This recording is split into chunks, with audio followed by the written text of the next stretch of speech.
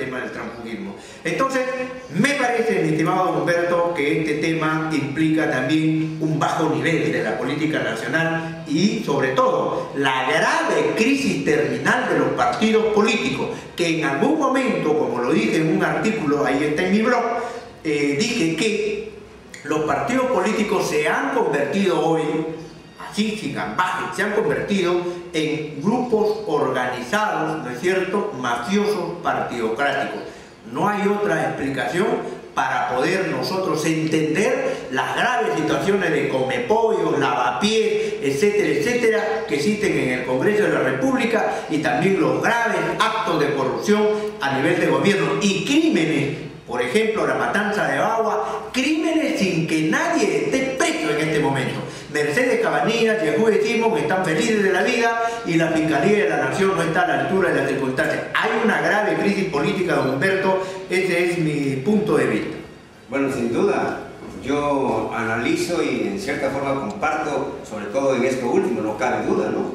Lo de Bagua es un escándalo político que no ha tenido y no hay piso de solución, porque no se ha comprometido aquellos que han tenido que ver con la decisión, porque ahí el problema en política es, si hay un grupo de policías, ¿no es cierto?, hay un comando que maneja, que ataque usted o no ataque, hay un comando que le diga a usted ataque o no ataque.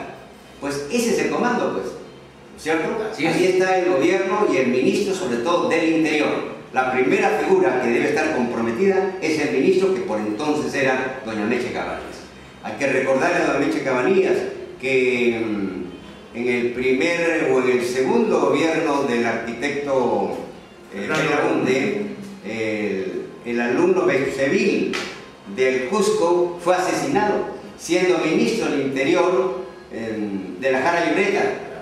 Estando aquí en Lima el ministro de la Jara Lloreta, y al enterarse que habían matado a Bencevil, dijo: no hay ningún motivo para permanecer más en el gobierno y renuncio por lo tanto.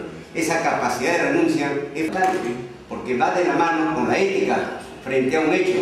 No vamos a esperar que el ministro apriete el gatillo para que sea culpable. Consolida la imagen de un gabinete. Y eso es lo que logró aquella vez. Consolidó, fortaleció la imagen primero de un ministro y después del gobierno. Y salió. Le dijeron: no salgas. Y él salió. De manera que esta es una situación similar. Aquí debió producirse ese hecho. Y sin embargo ahora doña Mercedes Cabanillas está tentada probablemente por las encuestas. Ayer creo comentamos que tenía un 17% en una encuestadora. Bueno, vamos a ver pues, ¿no es cierto? Y allí no ha pasado nada. ¿Cómo puede ser? Yo creo que la ley es sumisa cuando se trata del poder, ¿no? Sí, sí. Me parece que ahí hay un serio problema con el Poder Judicial, porque en otras circunstancias el juez debe salir y el presidente del Poder Judicial debe opinar, la fiscal de la Nación debe opinar, ¿no es cierto? Y no ha pasado absolutamente nada. Y creo que al paso que va, no va a pasar absolutamente nada. No va a pasar nada, ¿no? Como dice ese famoso bolero, ¿no? De tal forma que efectivamente nos parece muy curioso. Ayer vimos unas cifras que daban a Jorge del Castillo, a Jorge del Castillo le daban 1% como intención de voto a nivel nacional para la presidencia de la República. Y a Mechita Cabanillas le daban 17%, o sea, prácticamente ella está con Alan García. Porque el APRA saca normalmente, históricamente ya, entre 15 y 18%. Y Mechita Cabanillas es ahora, en todo caso, según esa información que vimos, según esas encuestas, que yo ya les he dicho, sinceramente yo no creo en estas encuestadoras todavía, ¿no es cierto?, salvo una que otra, ¿no? Le da 17%, ¡mamma mía! ¿Qué es esto? O sea, nos quieren dar, ya no gato por liebre, sino nos quieren dar, a ver, ¿qué nos pueden dar? Una muca por liebre. Oiga, esto ya es grave, ¿no? Entonces, me parece que esos niveles de la política antigua, donde que un hombre preservaba, cuidaba su integridad moral, su decencia, su imagen, ¿no es cierto?, y prefería renunciar a seguir en un cargo manchado con sangre, ¿no es cierto? En este caso, José de la Jara Ureta, siempre nos recordaremos de este señor, porque yo recuerdo fue en los 80 prácticamente que este señor deja el cargo.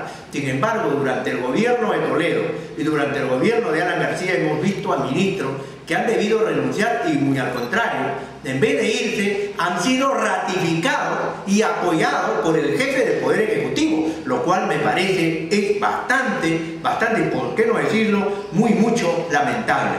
Raúl Díez Canseco, por ejemplo, ¿se acuerdan ustedes del escándalo de Raúl Díez Canseco, no? Vicepresidente de Alejandro Toledo y favoreciendo, ¿no es cierto?, a su futuro suegro en el aeropuerto. ¿Se acuerdan, no? Hasta con un decreto. O sea, una cosa es favorecer bajo la mesa o tras la puerta, ¿no? Y decirle a tu secretario, oye, bueno, dale una manito por ahí, no llévalo, ¿no? Ayúdalo en algo. Pero sacar un decreto ya es una cosa definitivamente grave, donde no hay respeto de nada. Y ahora el señor, con su partido político, y todavía dice, acaba de decir en la modulada voz de María Sánchez, ustedes han escuchado, que Raúl Díez Canseco ha tenido la flema de decir, no voy a ir con Toledo. Oiga, señor Raúl Díez Canseco, ¿qué pasó? Usted tiene que estar agradecido con Alejandro Toledo, que lo llevó, no en un cargo de parlamentario, ni en un cargo de asesorcito, lo llevó como vicepresidente de la República. ¿Y acaso Alejandro Toledo tuvo la culpa de que usted entre en devaneo que ya todo el pueblo conoce, ¿no es cierto? Favorezca a su futuro suegro y después salga del poder y ahora diga, no, con Toledo no voy. Esta conducta ya lo pinta usted de cuerpo entero, ¿no es cierto?